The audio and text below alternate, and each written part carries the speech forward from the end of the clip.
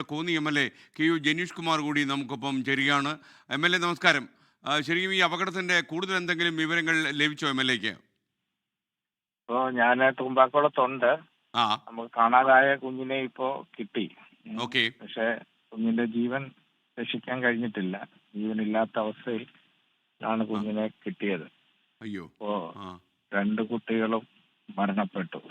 ആദ്യം കൊണ്ടുപോയ കുഞ്ഞും മരണപ്പെട്ടു. അത് മോർച്ചറിയിലേക്ക് വെച്ചിട്ടുണ്ട്.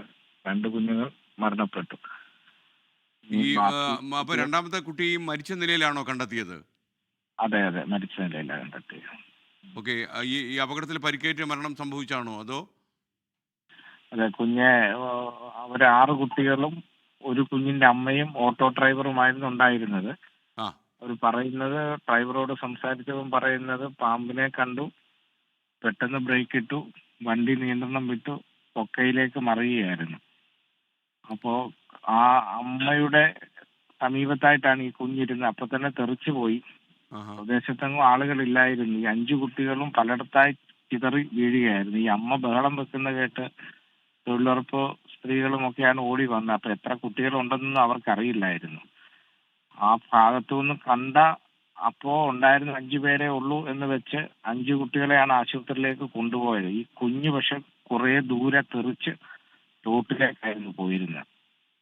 അപ്പോൾ അങ്ങനെ വന്നു കഴിഞ്ഞപ്പോഴത്തേക്കും ആശുപത്രിയിൽ എങ്ങും എത്താതെ വന്നപ്പോഴാണ് വീണ്ടും ഫയർഫോഴ്സ് എത്തി, പോലീസും നാട്ടുകാരും എല്ലാം കൂടി തെരച്ചിൽ നടത്തിയത്. ജനീഷ് കുമാർ, ഈ സ്ഥലത്തിന്റെ ഒരു പ്രത്യേകത എങ്ങനെയാണ് ശരിക്കും? ഒരു വനപ്രദേശമാണല്ലോ അതല്ലേ? അതെ. കോന്നിയുടെ ഏറ്റവും മലയോര മേഖലയാണ്. അതിനകത്ത് നമ്മുടെ കൈവശ ഭൂമിയിലാണ് ആളുകൾ താമസിക്കുന്നത്. ഏറ്റവും ടോപ്പാണ്. അതിന് ആ വനത്തോട് ചേർന്നുള്ള ഭാഗമാണ്. അപ്പോൾ ആ SN സ്കൂളിൽ ആകെ 58 കുട്ടികൾ മാത്രമാണ് പഠിക്കുന്നത്. അപ്പോൾ അവിടെ എല്ലാ ചുറ്റുവട്ടത്തുള്ള സാധാരണ കൃഷിക്കാരുടെയൊക്കെ കുട്ടികളാണ്. അവര് ഓട്ടോയും ചെറിയ ജീപ്പിലും ഒക്കെയാണ് കുട്ടികളെ കൊണ്ട് വിട്ടുകൊണ്ടിരിക്കുക. ഇത് സ്ഥിരം പോകുന്ന ഓട്ടോയും അല്ലായിരുന്നു. സ്ഥിരം പോകുന്ന ഡ്രൈവർ ഇല്ലാഞ്ഞുകൊണ്ട് ഇന്ന് സ്കൂളുകാർ അറേഞ്ച് ചെയ്ത് വേറൊരു ഓട്ടോറിക്ഷയിലാണ് കൊണ്ടുപോയിരുന്നത്. ബാക്കി കുട്ടികളുടെ പരിക്ക് അത്ര സാരമല്ല. അതിലൊരു കുഞ്ഞിന് മാത്രമാണ് വാരിയല് പൊട്ടി ചെറിയൊരു പ്രശ്നമുണ്ട്. അതിനെ ബിലീവിയസിലേക്ക് കൊണ്ടുപോയിട്ടുണ്ട്, തിരുവല്ല. ബാക്കി ഒരു കുഞ്ഞിന്റെ കൈക്കൊരു ചെറിയ പൊട്ടലുണ്ട്. അത് കോട്ടയത്തേക്ക് കൊണ്ടുപോയിട്ടുണ്ട്. ബാക്കി ഡ്രൈവറും എല്ലാം പത്തനംതിട്ടയിൽ തന്നെയുണ്ട്. ബാക്കി ഒരു കുട്ടിയെ വീട്ടിലേക്കും വിട്ടിട്ടുണ്ട്. എക്സാക്ട്ലി ഏത് സമയത്താണ് ജനീഷ് കുമാർ MLA ഈ അപകടം നടന്നത്? എത്ര മണിയായി കാണും? 4:30 എന്നാണ് അവർ പറയുന്നത്. 4:30 ടൈമായി എന്നാണ് പറഞ്ഞത്. 4:30 സമയത്തോടു കൂടിയാണെന്നാണ് പറയുന്നത്. താങ്കൾ സ്ഥലത്തുണ്ടായിരുന്നു? ഇപ്പോൾ ആദിലക്ഷ്മിയുടെ ചിത്രമാണ് സ്ക്രീനിൽ കാണുന്നത്. ആദ്യം മരിച്ച കുട്ടിയുടെ ചിത്രമാണ്. എന്ത് സങ്കടകരമായ കാര്യമാണ്. ജനീഷ് കുമാർ, താങ്കൾ സ്ഥലത്തുണ്ടായിരുന്നോ? ഞാൻ ആദ്യം ആദിലക്ഷ്മിയുടെ അവിടെ അങ്ങോട്ട് മുത്തൂറ്റേക്കാണ് ആദ്യം പോയത്.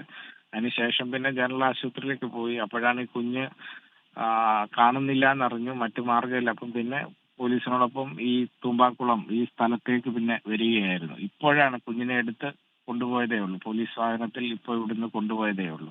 ലോകത്തെവിടെയായാലും ഏത് സമയത്തും 24 വാർത്തകളും ഓഗ്മെന്റഡ് റിയാലിറ്റി പാക്കേജുകളും എക്സ്പ്ലെയിനറുകളും വിശദമായി കാണാൻ ഞങ്ങളുടെ YouTube ചാനൽ നിങ്ങൾക്ക് സബ്സ്ക്രൈബ് ചെയ്യാം.